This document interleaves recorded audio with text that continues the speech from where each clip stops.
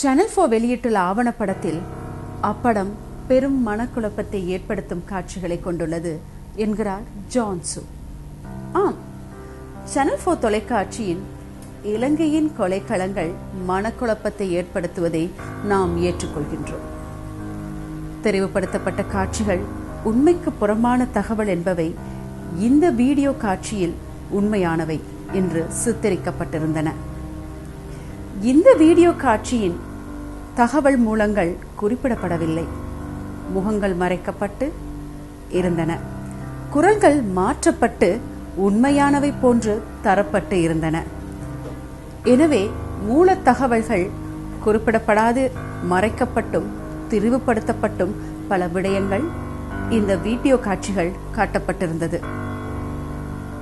கம்ரோ சம்பவங்களை நினைவுபடுத்துவதைப் போல இந்த ஆவணத்தின் தலைப்பு காணப்படுகின்றது. முகங்கள் அல்லது பெயர்கள் மற்றும் தகவல்கள் தரவுகள் என்பவற்றின் நம்பகத்தன்மை, அவற்றின் உரிமம் என்பவற்றை சேனல் 4 எதனையும் குறிப்பிடவில்லை. எனவே எதுவித தகவல்களையும் அறிந்திராத நேர்களுக்கு சேனல் 4 தயாரித்துள்ள இலங்கையின் கொலைக்களங்கள் ஒரு பெரிய கதையாக தென்படலாம். அப்பாவிகளுடைய நம்பிக்கையை பொய்யர்கள் தமக்கு சாதகமாக ஆயுதமாக பயன்படுத்துவார்கள். எனவே சேனல் 4 தயாரிப்பும் விமர்சனத்திற்கு உள்ளாக வேண்டியிருக்கின்றது. It was a harrowing attack against a group of Sri Lankan government ministers, all caught on tape. Government and hospital officials say at least 14 people were killed in the suicide bombing.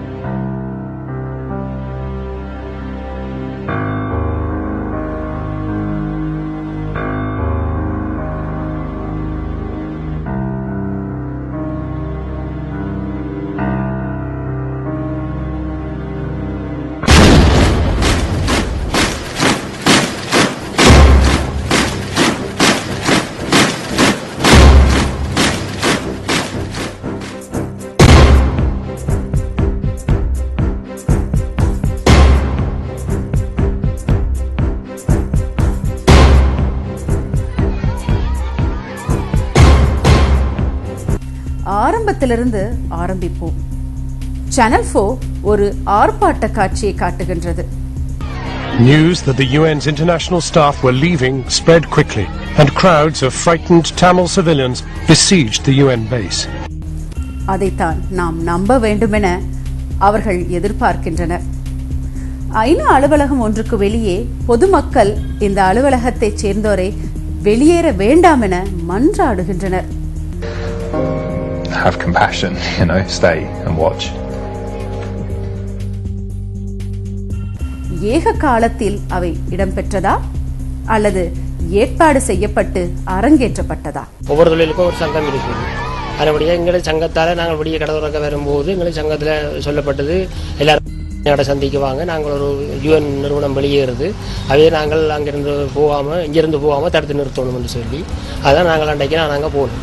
சங்கம் சகல சங்கம் இயக்கத்தோட தான் இங்கே நடத்தப்படுது. எல்லாம் இயக்கம் எந்த ஒரு நாங்கள் ஒரு ஊர்வலம் நடத்துகின்ற என்ன இருந்தாலும் அவங்க செய்யலாது. சகல இதுக்கும் அவங்க நாட்டுப்பாட்டுக்கெல்லாம் இங்கே இருந்தது. அவங்கள என்ன சொல்கிறாங்களோ நாங்கள் அவங்க பூட்டண்டா பூட்டணும், துறண்டா திறக்கணும். அவங்களோட சொல்லுக்கு நாங்கள் கட்டுப்படாட்டி நாங்கள் தொழில் நடத்தலாம். மறுநாள் கடை பூட்டப்படும். நாங்கள் கூட்டத்தில் கலந்து கொள்ளாட்டி நாங்கள் அந்த குற்றப்பணம் செலுத்தித்தான் மீண்டும் தொழில் ஆரம்பிக்கும். எல்லா சங்கமும் விடுதலை புலிகள் கட்டுப்பாட்டுக்காக இருந்தது. இன்னைக்கு எங்கள் சங்கம் முழுக்க விடுதலை புலிகள் கட்டுப்பாட்டுக்காக இருந்தது. எங்களோட பெண்மை சங்கத்தோட ஒப்படைக்க கிளிநொச்சி மாவட்டத்தில் 16 சங்கங்கள் இருந்தன. இந்த 16 சங்கங்களும் ஒன்றிணைத்து அவர்கள் சொல்லுவார்கள். நாங்கள் அப்போ கிளிநொச்சி மாவட்ட பொறுப்பாளர் கலைமானன் சொல்லி வீரச்சாவட, அவர் தான் கிளிநொச்சி மாவட்ட அரசியல் துறை பொறுப்பாளர்.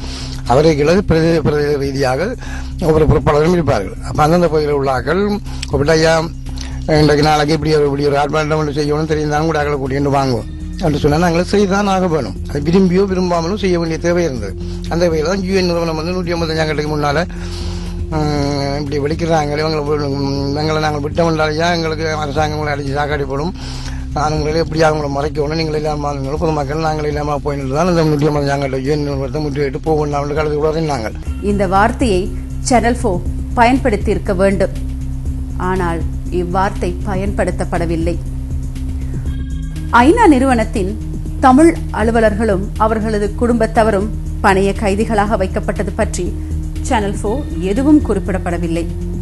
200 ஐநா நிறுவன ஊழியர்கள் மற்றும் அவரது குடும்பத்தினர்கள் எல்டிடி கட்டுப்பாட்டு பிரதேசத்தில் இறுதி வரை பணியாற்றியது பற்றியோ அவர்களில் 9 பேர் உண்மையில் எல்டிடியினால் சேர்த்து கொள்ளப்பட்டது பற்றியோ சேனல் 4 எதனையும் குறிப்பிடவில்லை. சேனல் 4 சில எண்ணிக்கைகளை எமக்கு தருகின்றது. அவை சுவாரஸ்யமானவை. The deaths of as many as 40,000 people, possibly far more. 40,000 பொதுமக்கள் பலியானதாக அதில் தெரிவிக்கப்பட்டுள்ளது. இது ஒரு பெரும் புரளி. கார்டன் பயஸ் அவர் முன்னாள் பேச்சாளராக ஐநா நிறுவனத்தில் கொழும்பில் இருந்தவர். அத்தோடு இலங்கை அரசாங்கத்தினால் நாட்டை விட்டு வெளியேறும்படி கேட்கப்பட்டவர். இவர் நூலொன்றை எழுதி வெளியிட தயாராக இருக்கின்றார். அவர் ஐநாவிலிருந்து யுத்தத்தின் முடிவில் தனது 1 வருட காலத்துக்கு மேலான பணியிலிருந்து ராஜினாமா செய்த போது 10,000 முதல் 40,000 பேர் வரை இறந்ததாக குறிப்பிட்டுள்ளார். இதனை ஐநா ஸ்தாபனம் ஏற்றுக்கொள்ளவில்லை. ஆனால் சேனல் 4 40,000 என்று குறிப்பிட்டு அதனை முன்னெடுத்துள்ளது. ஆனால் 2009 ஜூன் மாதம் ஏறத்தாழ 7,000 பேர் இறந்திருக்கலாம் என ஐநா ஸ்தாபனம் கணக்கிட்டுள்ளது. ஐநா தெரிவிக்கும் 7,000 என்ற எண்ணிக்கையையும் நம்பகத்தன்மையற்ற தகவல்களை மையமாக கொண்டதென்பதை உண்மை என்ன என்பதை நோக்குவோம். எல்டிடி உறுப்பினர்கள் மற்றும் சிவிலியன்கள் உட்பட வன்னி மாவட்டங்களில் காணப்பட்ட சனத்தொகையின் மொத்த தொகை யுத்த முடிவில் 3 லட்சத்தையும் விட அதிகமாக இருந்தது என்று கூறப்பட்டது. இது திரிவுபடுத்தப்பட்ட ஒரு தொகையாக இருந்தாலும் கூட அனைவராலும் இத்தொகை ஏற்றுக்கொள்ளப்பட்டது. எல்டிடியினர் அதிக அளவு உணவையும் மருந்து பொருட்களையும் தமது கட்டுப்பாட்டு பகுதிக்குள் பெற்றுக்கொள்ள இவ்வாறு அதிகரித்த எண்ணிக்கைகளை வெளிவுபடுத்துவது வழக்கமாகும். 3 லட்சம் என்ற எண்ணிக்கையை எடுத்துக்கொள்வோம். யுத்தத்தின் பின் இடைத்தங்கள் முகாம்களில் முழுமையாக பதிவு செய்யப்பட்ட மக்களின் எண்ணிக்கை 2,93,800 ஆகும். எனவே முதலாவதாக எடுத்துக்கொண்டால் 40,000 என்ற தகவல் தவறானது என்பது அதன் மூலம் நிரூபணமாகின்றது. இது சாத்தியமற்றது. இங்கு யுத்தத்தின் பலியான போராளிகள் இருதரப்பு மோதலில் சிக்கொண்டு இறந்தவர்கள். அரசு கட்டுப்பாட்டு பகுதிக்கு வர முற்பட்ட போது எல்டிடியினால் சுடப்பட்டவர்கள். எவ்வித பதிவுகளும் இன்றி கடல் மார்க்கமாகவும் தரை மார்க்கமாகவும் இந்தியா மற்றும் பல நாடுகளுக்கு தப்பிச் சென்றவர்களின் எண்ணிக்கையையும் உள்ளடக்கியதாகவே குறிப்பிட வேண்டும்.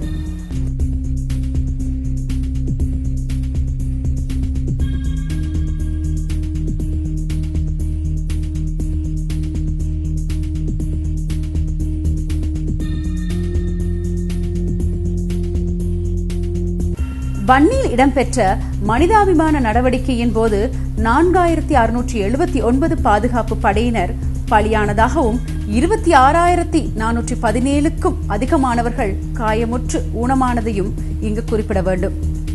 உண்மை என்னவென்றால் இங்கு தரப்பட்ட சகல தரவுகளும் புலிகளின் ஒளி பரப்புகளை மையமாக வைத்து புலிகளின் கட்டுப்பாட்டுக்குள் இருந்த வைத்தியர்களின் கூற்றின் அடிப்படையிலே ஆகும்.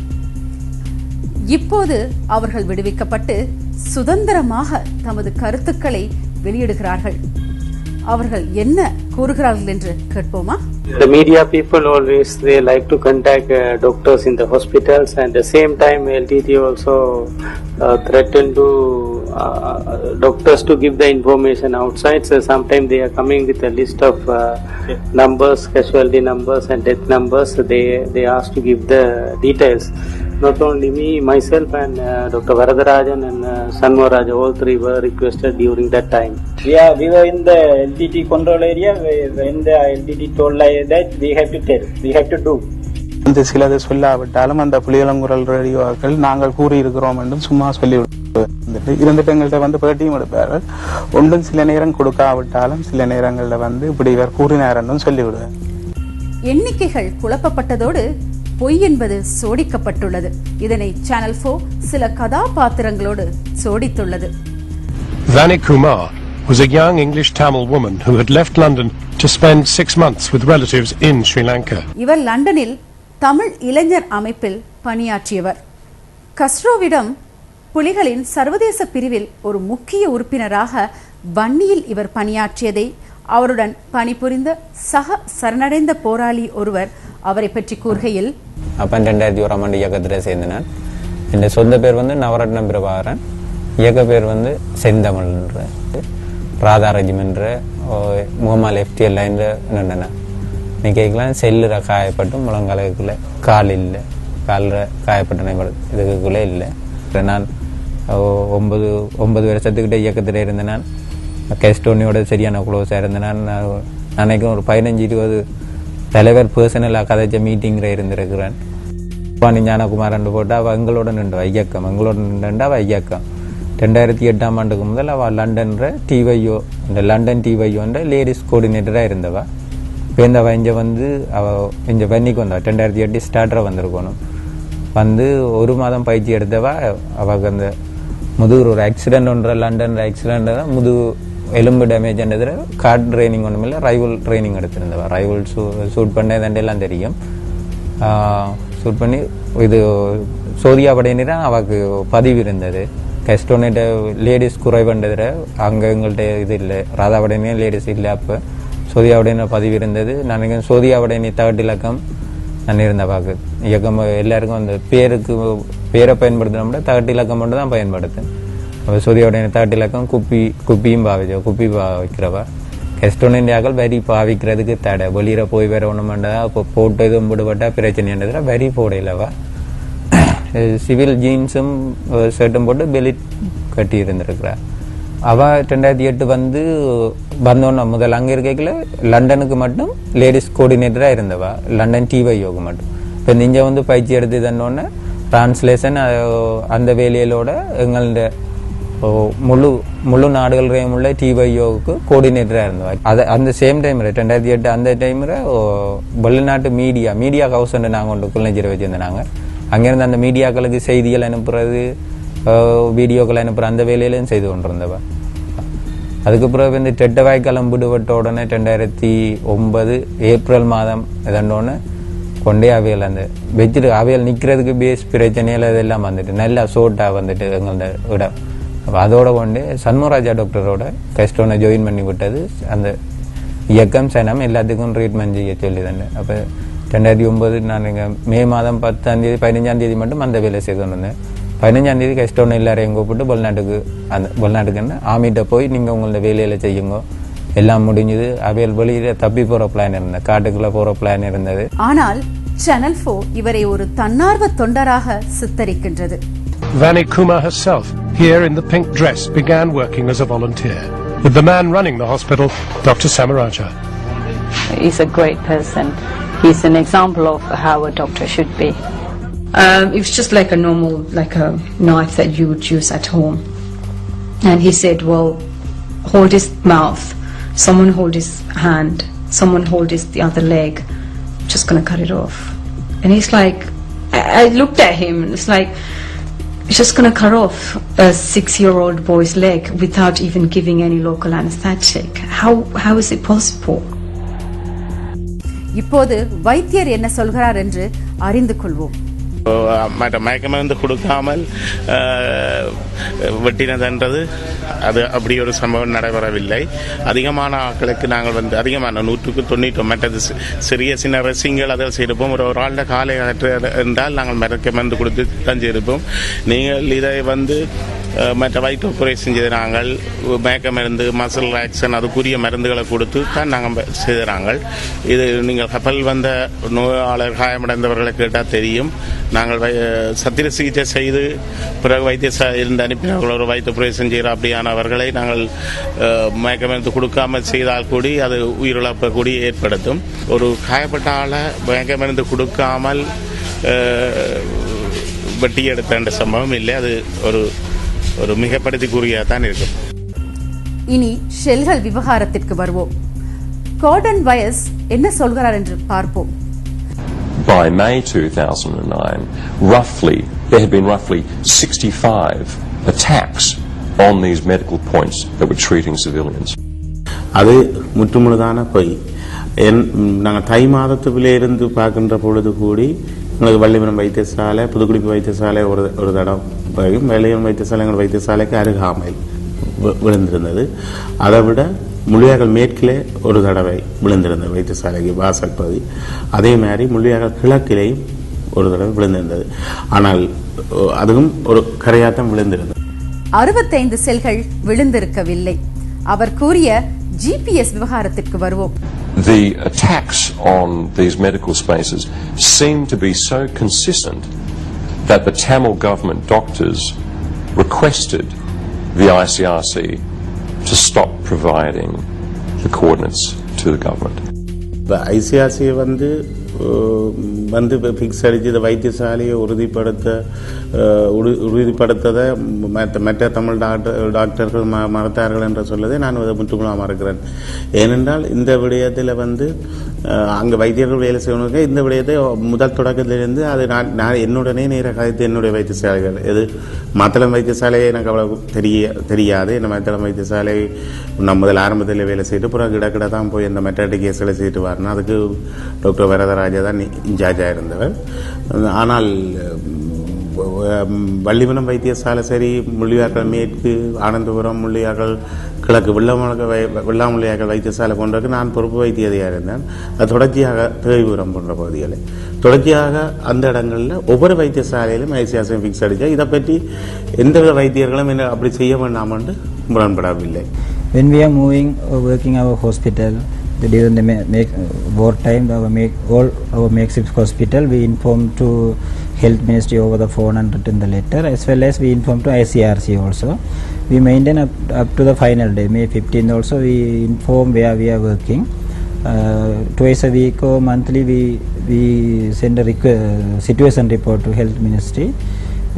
We give all our hospital details and staff details and everything, and over the phone also we inform as much as possible.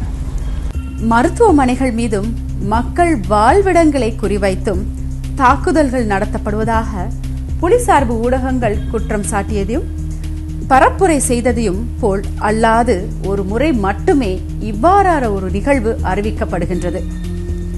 அது புதுக்குடியிருப்பு மருத்துவமனையில் 2009ஆம் ஆண்டு மாசி மாத சம்பவம். சில நேரங்களில் கோர்டன் வயஸ் பொய் பேசாதிருக்கலாம். ஆனால் அவர் சிவிலியன்களுடைய மரணங்கள் குறித்து தெரிவிக்கப்பட்டவை போல தவறான வழி நடத்தப்பட்டிருக்கலாம். அவரது நம்பிக்கைக்குரிய மூல ஆதாரங்கள் மூலம் எல்டிடி வேண்டுமென்றே அதன் கட்டளை மையங்களையும் ஆட்லரி பீரங்கிகளையும் வைத்தியசாலை பகுதிகளுக்கும் யுத்தம் சூனிய பகுதிகளுக்கும் கொண்டு சென்றதை குறிப்பிட கோர்டன் வைஸ் தவறியிருந்தார். சேனல் 4 இது குறித்து வெளிப்படையான கேள்விகளை வெளிப்படையான காரணங்களுக்காக வைஸிடம் கேட்டிருக்கவும் இல்லை. In Puthukkudiyiruppu government hospital 2 cells fell within the premises of government hospitals, but at the time ICRC also there, but ICRC also confirmed. I spoke to one ICRC officer. He said LTT had a commanding center for their military operation very close to within the 100 meter within 100 meter from the hospital, and they mounted a gun, anti-aircraft gun, very close to the government hospital, and they used another vehicle which had a big gun, and they parked the vehicle near the junction very close to the government hospital, and on and off moved the vehicle to fire against the military. So they used the area which was closest to the government hospital for their military activity. Channel 4 அடிப்படை தேவைகளான உணவு, மருந்து மற்றும் ஏனைய அத்தியாவசிய பொருட்களை அரசு வழங்கியது குறித்து சரிவர கூறியிருக்கவும் இல்லை. Military forces have an absolute obligation to ensure that the civilian population is not starved. In other words, that they should have access to food, they should have access to drink, they should have access to medicine. சர்வதேச மன்னிப்பு சபையின் கூற்றையும் வைத்தியரின் கருத்தையும் கேளுங்கள். Actually, I know I met additional government agent Mr. Parthivan, who was there at the time. Until May 15, he came with doctors also. I met him and I asked the data. So government sent several tons of rice and parapu and dal and other flour, wheat flour to through the ICRC ship and another big ship. But the LTT has a section called Tamil Administrative Service. So that section has taken over major portion of the food. 8 times the government sent the medicine to that area, but few items were shortage, but reasonably we received the medicine and we treated up to the end to the publics, civilians as well as admitted cadres. For medical drugs and medical item, we was request to health secretary over the phone and by the written letter. They sent 8 times to medical item and other drugs by the ICRC ship. May 8 also we received lot of medical item. That is enough for this those time. 2009 ஆண்டுக்குரிய மருந்துகளில் கணிசமான மருந்துகளை நாங்கள் முன்கூட்டியே 2008 எடுத்து விட்டோம். அடுத்த ஆண்டுக்குரிய முதல் காலாண்டுக்குரிய மருந்தில் கூடிய மருந்துகளை எங்களுக்கு தந்திருந்தார்கள் டிசாஸ்டர் வெறுமன்றவர்கள். என்னுடைய வைத்தியசாலையில் நாங்கள் எந்த ஒரு மருந்தையோ எந்த ஒரு பொருட்களையோ விடாமல் இறுதி வரை ராணுவ வீரர்கள் வைத்தியசாலைக்கு வந்து காயமடைந்தவர்களையும் நோயாளிகளையும் கர்ப்பிணி தாய்மார்களையும் எல்லாரையும் மீட்கும் வரைக்கும் எமது வைத்தியசாலையிலே ஜெனரேட்டர் போட்டபடிதான் இருந்தது, ஃப்ரிட்ஜுகளும் இருந்தது. அது டெண்டுகளும் பாடசாலை கட்டடங்களும் கூட நாங்கள் அதை சேகரித்து வைத்திருந்தோம். LTT ஒரு சட்ட ரீதியற்ற நிர்வாகத்தை, தேச கட்டுமானத்தை கொண்டிருந்தது போதிலும் அரசாங்கமே அரசு ஊழியர்களுக்கான சம்பள பணத்தை வழங்கியிருந்தனர். வைத்தியசாலைகளையும் பாடசாலைகளையும் பராமரித்தல், பரீட்சைகளை நடத்தியது, போக்குவரத்தை நடத்தியது, போதுமான அளவு உணவுப் பொருட்களை அனுப்பி வைத்தல். ஆனால் இவற்றில் அதிகமானவை LTT-யினால் அபகரிக்கப்பட்டது. LTT பயங்கரவாத பிடியிலிருந்து மக்கள் விலகி செல்வதற்கு நீண்ட நாள் முன்பதாகவே இலங்கை அரசாங்க அதிகாரிகள் ஐநா உதவி நிறுவனங்கள் மற்றும் உள்நாட்டு அரசு சார்பற்ற நிறுவனங்கள் என்பவற்றோடு இணைந்து ஏனைய தேவைகளையும் கையிருப்பில் இருக்கும் நடவடிக்கைகளையும் மேற்கொண்டனர். முழு இலங்கையும் இதற்கு பங்களிப்பு செய்திருந்தது. இது பாரிய அளவில் அமைந்திருந்தது என்பதையும் தொண்டர் நடவடிக்கைகள் மூலமாக உறுதி செய்ய முடிந்தது. சமாதான நடவடிக்கைகளில் ஒத்துழைத்த இணை தலைமைத்துவ நாடுகளான ஜப்பான், அமெரிக்கா, நார்வே, ஐரோப்பா யூனியன் ஆகியவற்றின் சிபாரிசுக்கமைய 2006 செப்டம்பர் மாதம் ஒரு ஆலோசனை குழுவையும் மனிதாபிமான உதவிகள் தொடர்பாக அமைக்கப்பட்டது. அனர்த்த முகாமைத்துவ மனித உரிமைகள் அமைச்சின் தலைமையின் கீழ் இந்த குழு நியமிக்கப்பட்டு அவசியமான அமைச்சுக்கள், அத்தியாவசிய சேவைகள் ஆணையாளர் நாயகம், வடமாகாணத்தின் பிரதேச செயலாளர், அமெரிக்கா தூதுவர் ராபர்ட் ஓ பிளெக், ஐரோப்பா யூனியன் தலைமைத்துவ பிரதிநிதிகள், ஜப்பான் தூதுவர், ஐநா வதிவிட இணைப்பாளர், ஐநா ஸ்தாபன அமைப்புகளின் தலைவர்கள் ஆகியோர் இந்த குழுவில் இடம்பெற்றிருந்தனர். இந்த குழு கள நிலவரத்தை முழுமையாக அறிந்து தகுந்த வழிகாட்டல்களை உடனடி நிவாரணமாகவும் நடுத்தர மற்றும் நீண்ட கால நிவாரண உதவிகளை யுத்த காலத்திலும் யுத்தம் முடிவுற்ற காலத்திற்கு பின்னரும் வழங்குவது குறித்து நடவடிக்கைகளை மேற்கொண்டிருந்தன. இவை தொடர்பில் சேனல் 4 கண்மூடித்தனமாக இருப்பதாக புலனாகின்றது. மாறாக சேனல் 4 தொலைக்காட்சி செய்தியாளர் என்று கூறப்படும் இசைப்பிரியா பற்றி கூறியுள்ளது. Isapriya, a fully signed up member of the Liberation Tigers of Tamil Eelam, designated a proscribed terrorist organization. Her lyrics glorify suicide bombing, which the LTTE pioneered. Channel 4 தற்கொலை குண்டுதாரிகளை உலகம் ஏற்பதில்லை என்று அறிந்த நிலையில் இசைப்பிரியாவின் கதையை சூட்சமாக தயாரித்துள்ளது. இதனை ஏன் சேனல் 4 காட்டவில்லை? இதுதான் உண்மையான இசைப்பிரியா. ஒரு உயர்மட்ட பயங்கரவாத அங்கத்தவராக இருந்து தற்கொலை தாக்குதல்களை நடத்த பயிற்றுவிக்கப்பட்டிருந்தார். இசைப்பிரியா ஒரு பயங்கரவாதி. அவர் பயங்கரவாத நடவடிக்கைகளுக்கு உறுப்பினர்களை சேர்த்துக் கொண்டார். சேனல் 4 இதனை நன்கு அறிந்திருந்தும் மூடி மறைக்கும் முயற்சியை மேற்கொண்டிருந்தது. இதுதான் இசைப்பிரியாவின் வெளியுலக முகம்.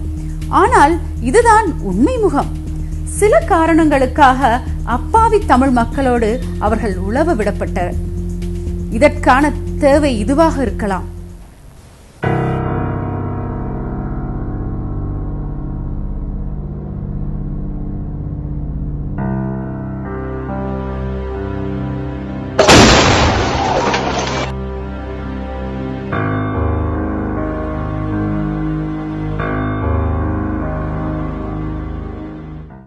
பயங்கரவாதத்திற்கு எதிராக போராடும் நாடுகள் பலவும் மறைத்து வைக்கப்பட்டிருக்கும் ஆயுதங்கள், தற்கொலை அங்கிகள், ஆவணங்களை கண்டறிய ஒரு நியமமான ராணுவ அணுகுமுறைகளை கையாளுகின்றன.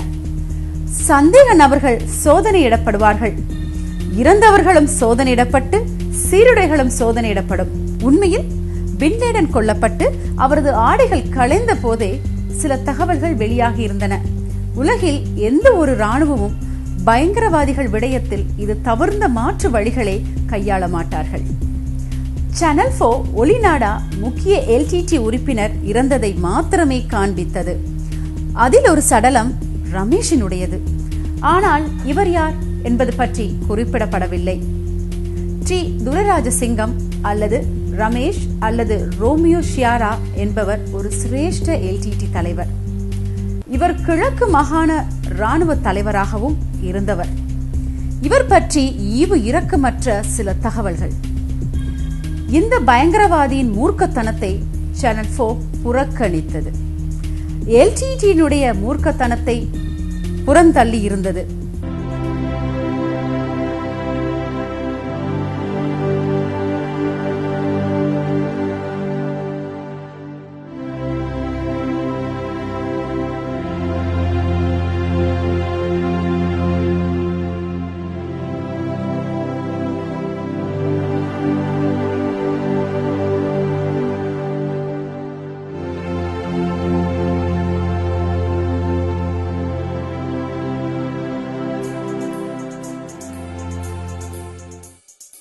அவர்களது கட்டுப்பாட்டிலிருந்து தப்ப முயன்றவர்களை சுட்டுக் கொண்டது பற்றி எதுவும் குறிப்பிடப்படவில்லை. சாட்சியங்களற்ற யுத்தமாக அது இருக்கவில்லை. வைத்தியர்கள் கண்டனர். January 2009, people and ourselves, most of the doctors were frustrated, and but we are frustrated what was happening there, and myself I asked a lot of LTT second rank leaders, especially Politavan like that, to release the people, because LTT held the people forcefully. People want to move out from the LTT held areas to the government controlled areas, but they refused. He said they wanted to keep the people. They tried to exploit that condition to bring the international attention to Sri Lanka, and sometimes they might have hoped for international interference. So they forcefully held the people, and when sometimes people want to cross the from the LTT controlled area to government controlled area, when they try to cross that, people tried. Actually, people has taken the risk to cross that lagoon to escape from the LTT held area. But these people started to fire people. They said they are the protectors of Tamils, but at last they have started to fire, and they killed a lot of civilians. I saw that. சிவிலியன்கள் சாட்சியாக உள்ளனர். கிளிநொச்சியில் 84ஆம் ஆண்டிலிருந்து கிளிநொச்சியில் குடியிருக்கிறேன். இந்த கிளிநொச்சியில் இப்போ இந்த யுத்த காலங்கள் முழு காலமும் இங்கே தான் நான் சேவித்து கொண்டிருக்கிறேன். இங்கே நாங்கள் பலதரப்பட்ட செய்திகள் எல்லாம் நேர கண்ணால் பார்த்தது செய்தது எல்லாம் எங்களிடம் நிறைய இருக்குது. ஆனால் இப்போ யுத்தம் முடிஞ்சு இப்போ ஏதோ நாங்கள் ஒரு சுமூகமான சூழலில் வாழ்ந்து கொண்டிருக்கிறோம். முயற்சி செய்ய ஐயோ முயற்சி செய்ய நான் கண்ணால பார்த்தன் மக்கள் தப்புறத்துக்கு பல வழிகள் முண்டி அடிக்க முயற்சி செய்தாங்க. முண்டி அடிக்கிறதுண்டா 1 மணிக்கு வந்து அந்த பண்டால ஏறி ஓடுறதுக்கு சனம் பெறும். அந்த நேரம் எல்லாம் சுடுவாங்க. சுட்டு அதுல செத்தவங்க எத்தனையோ பேர் செத்தவங்க இருக்காங்க. ஒரு நாள் நான் பார்த்தேன் கடற்கரையில, மாத்தளன் கடற்கரையில பிள்ளையார் கோயிலுக்கு நேரா பின்னால ஒரு பெரிய ஒரு இளந்தாரி 2 பேர் சுட்டு கடலால மோதுது. அவன் மீது ரத்தம் கடலுக்குள்ளால போகுது. சுட்டு போட்டாங்க. என்னன்னா அவன் கடலால தப்பி போக முற்பட்டான்னு சொல்லி. இப்படி மற்றது ஒரு இளைஞர் ஒரு அம்மாவை அடிச்சு கை முறிஞ்சது. அந்த அம்மாவுக்கு அடிச்சு போட்டு அந்த மாத்தளன் தப்புறத்துக்கு தான் முயற்சி செய்தாங்களோ ஒழிய வேற ஒன்றும் செய்ய இல்லை சனம் தப்புறத்துக்கு. அதே நேரம் தப்பி போறதுக்கு முற்பட்ட 3 பேருக்கு மரண தண்டனை கொடுத்ததாங்க. மாத்தளன் கடைசி கட்டத்தில் வாகனத்தில் ஏற்றி அவர்களை முட்டை அடிச்சு அப்படி அந்த குறிப்பிட்ட எல்லைக்குள்ள சுத்தி காட்டி மக்களுக்கு முன்னால காட்டி மரண தண்டனை கொடுத்தவங்க. அவங்க என்ன செய்த குற்றம்? தப்பி தங்களோட உயிரை தப்பி வெளியில போறதுக்கு முற்பட்டாங்க. வெளியில தப்பி போறதுக்கு முற்பட்டது மரண தண்டனை கொடுத்தது. அந்த நேரம் அனௌன்ஸ் பண்ணி வாகனத்துல இருந்து அனௌன்ஸ் பண்ணி போட்டு. சிவிலியன்களில் ஒரு பாராளுமன்ற உறுப்பினர் அடங்குவார். அவர் யுத்தம் முடியும் வரை அங்கு இருந்தார். எனது பெயர் சதாசிவம் கனகரட்னம். நான் முல்லைத்தீவு மாவட்டத்திலே முள்ளியோலை கிராமத்திலே வாழ்ந்து கொண்டிருக்கின்றேன். நான் இந்த போராட்டம் துவங்கின காலத்திலே இருந்து இறுதி யுத்தம் முடியும் வரையும் நான் அந்த மாவட்டத்திலே தான் இருந்தேன். அதே போன்று 2004ஆம் ஆண்டு எலெக்ஷன் நடந்த நேரத்திலே தமிழர் கூட்டமைப்பிலே இணைந்து நான் அந்த மாவட்டத்தின் பாராளுமன்ற உறுப்பினராக தெரிவு செய்யப்பட்டேன். தெரிவு செய்யப்பட்ட காலத்திலே இருந்து நான் முல்லைத்தீவு மாவட்டத்திலே கூடுதலாக வாழ்ந்து வந்திருக்கிறேன். அங்கே நின்றிருக்கின்றேன். யுத்த காலத்திலே கூட நான் 2 வருடங்கள் பாராளுமன்றம் செல்ல முடியாத நிலையில் நான் அந்த மக்களோட தான் நான் நின்று